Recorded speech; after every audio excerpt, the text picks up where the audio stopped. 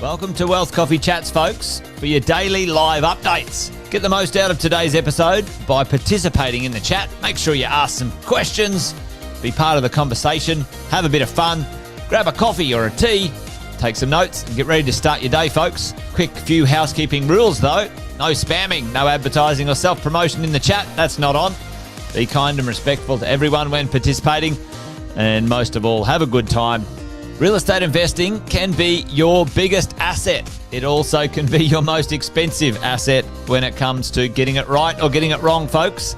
It can be time-consuming, stressful, and that's why here at Positive, we have what's called a 6-star team, a full-service team that provides integrated wealth and property investing solutions and services simply designed to help you progress towards your goal of passive income through your property portfolio, folks. Make sure you check out our other podcasts on the Positive Mentor Network. Not only is there Wealth Coffee Chats, there's the Urban Property Investor.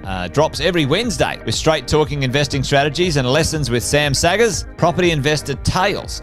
This is where our clients, you guys, share real life stories from property investing, hosted by some of our advisors and strategists. And that's done every fortnight, dropping every Monday. Wealth, Wine and Wisdom, folks, that debriefs the week that was in the world of finance and property, hosted by yours truly, Jason Witten and Andy Fenton on Fridays. Hey, good morning, folks.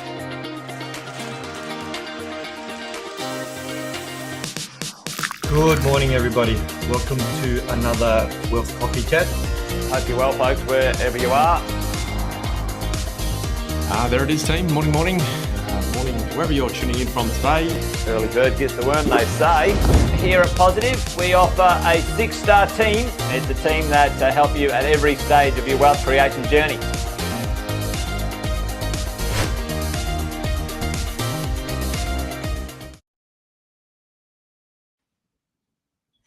Good morning. Welcome to the Finance Friday edition of Wealth Coffee Chat.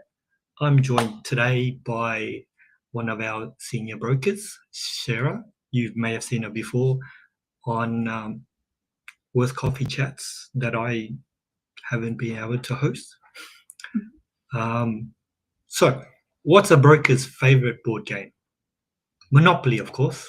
Oh, God. We're not actually coming for you. We're not actually coming live today. Both Sarah and I are actually at a conference, so we're actually away on Friday morning. So it's pre-recorded. So sorry, can't engage with you in the chat, but we hope that session will give you some insights. As always, I love to start with the interest rates. The sad news is interest rates are unlikely going to be moving down any more time this year. With monthly inflation for the month of August increasing to 3%.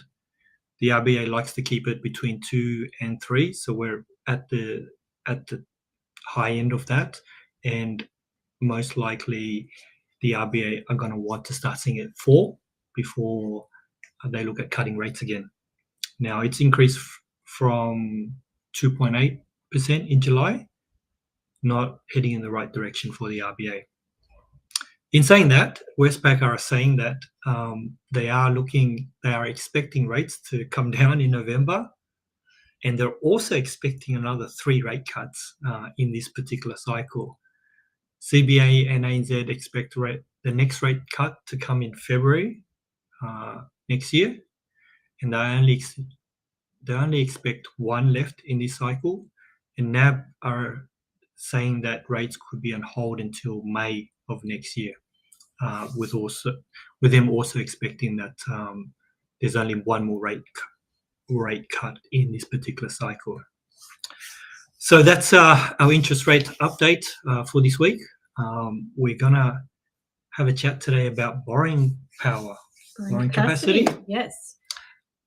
So I guess what I wanted to cover with you guys today was around borrowing capacity and what we can do to influence that. Traditionally, what we see with borrowing capacity, anything over the 80% mark, and I'm talking in individual names here, 80% LVR and above, so that percentage of the property value that we're borrowing against, is mortgage insurance territory. So LMI, you would hear that term quite often, needs a bigger buffer for the surplus that needs to remain over at the end of each month. So, for example, what we find when we're looking at lenders' serviceability, technically, although the lenders don't like it, it technically needs to have $1 surplus. So, as I said, lenders aren't going to love that, but when we're going into mortgage insurance territory, though, we tend to be seeing more around the $2 to $3 up to $500 per month surplus. So what you can see is that that surplus will then flow onto your borrowing capacity side, because that lowers the loan that you'll be able to actually take out. Other things that can influence that as well is principal and interest versus interest only. The reason for that, principal and interest repayments would have a higher borrowing capacity, or would allow you to have a higher borrowing capacity as opposed to interest only, because now when the lenders are looking at it from an assessing point of view, they're looking at it just purely for the amortization period. So amortization is the amount that we're reducing that loan to zero over a period of time. So traditionally, we can go up to 5 years interest only with majority of lenders. There are some that will make an exception to that. So then the amortization period would only be over a 25-year period. So you can see again how that would lower your borrowing capacity in terms of overall surplus, because now we need to have a bigger buffer, and also that the amortization period is lower.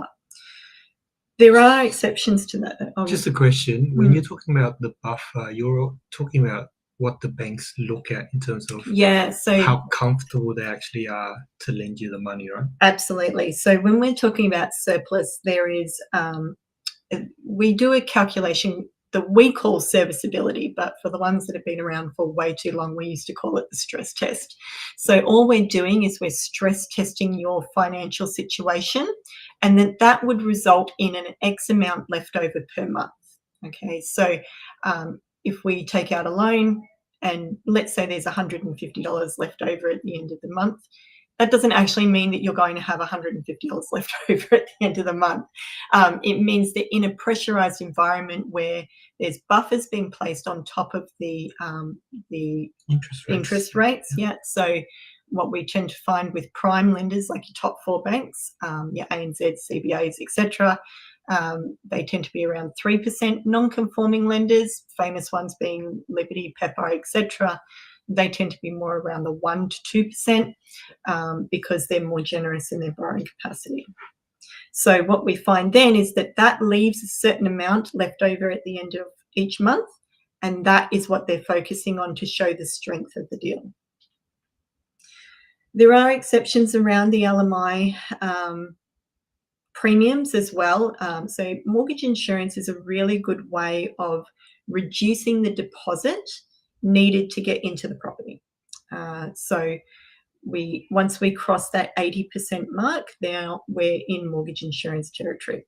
Okay, so that is a one-off premium that goes on top of the loan that insures the bank in the event of default.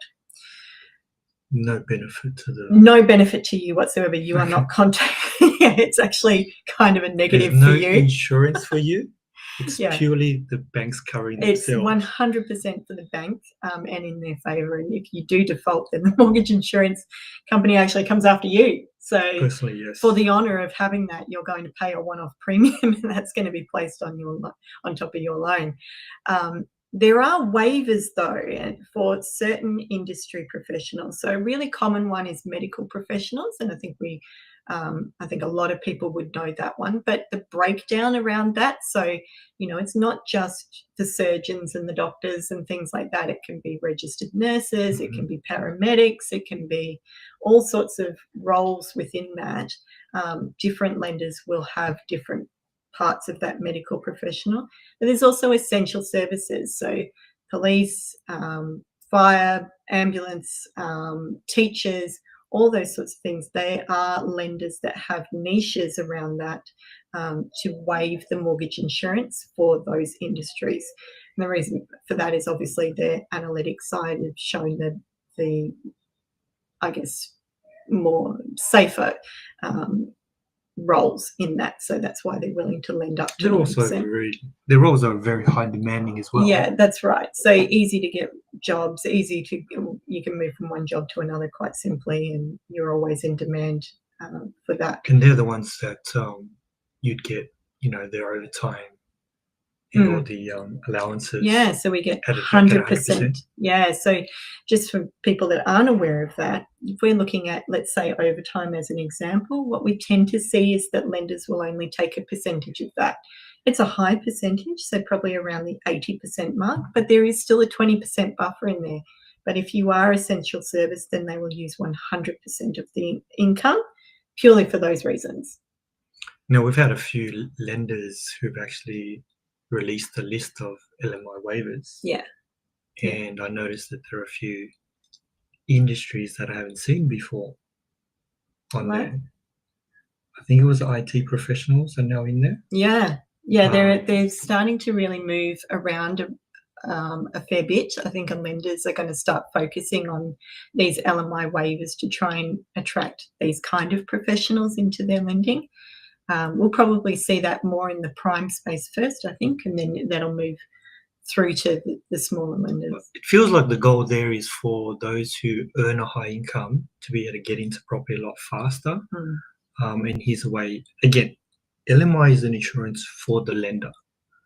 So they could choose to waive whoever they would like to because they feel safe with those clients in that particular industry. The other ones that are popular as well is accountants and lawyers. They also get LMI waivers. Now, the thing to remember about this is actually for individual borrowing. Yes. Now, a lot of these clients may want to borrow under entities like companies and trusts. The LMI waivers won't necessarily be able to apply. Again, it is specific to the lenders, so it's worth having a conversation with your brokers about it to find out which lenders will actually, because there's some scenarios where doctors can purchase under trust, but they qualify for the mortgage insurance waiver because of the occupation. Yeah, and I think we're always going to get lender niches around that. So as Cang was saying, that there are certain lenders that will do things outside the square, but it does come down to the lender's discretion and their policies around that too. But for the rest of us that don't get LMI waivers, like mortgage brokers, we have to pay. We don't know why. We don't know why. I feel that would be a very good industry to get an LMI waiver. But there is some niches around that as well that we can use as part of your financial strategy. So for an example, there are lenders that will go up to 95% for investment.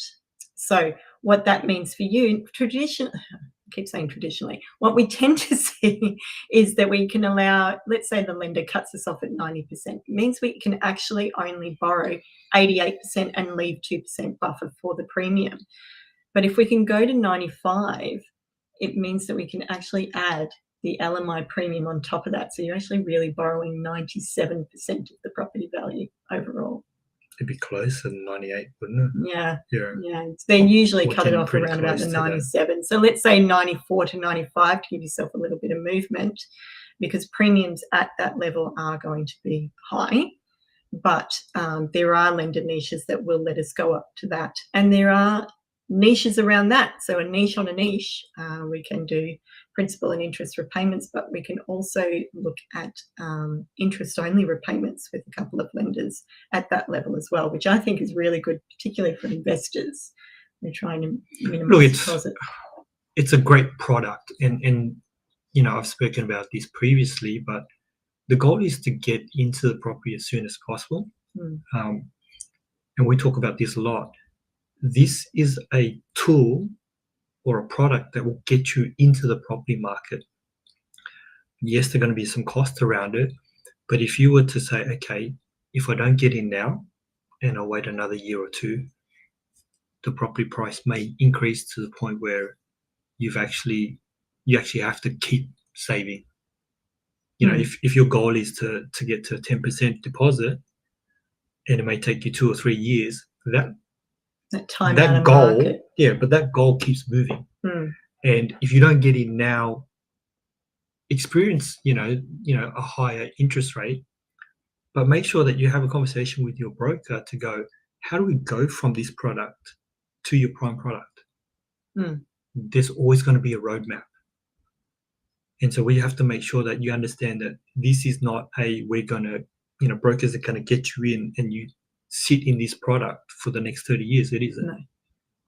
No. It is a tool to get in now so that once you're in, you can then work out, is it a year, is it 2, is it 3 years for you to take this journey to get to the prime lender. The great thing about this is that during that time, if you buy in the correct spots, the value of the property will actually increase. Yeah. Which means that you will get to 80% a lot faster than you ever would be able to do if you were saving. So definitely, keep that in mind, because our goal is to help you get into the property sooner, but also be able to help you get into the premium products throughout, your lending journey. So make sure that you have those conversations with your brokers around that. Definitely. Any last words? No, I think that's about it, really. Awesome. Well, thanks for joining us virtually. Have a great Friday, guys. Enjoy your Friday. Have a wonderful weekend, and we'll catch up with you all next week. See you later. Bye, guys. Episode of Wealth Coffee Chat, folks. Make sure you like, subscribe, and turn on your notifications so you never miss a thing when we go live.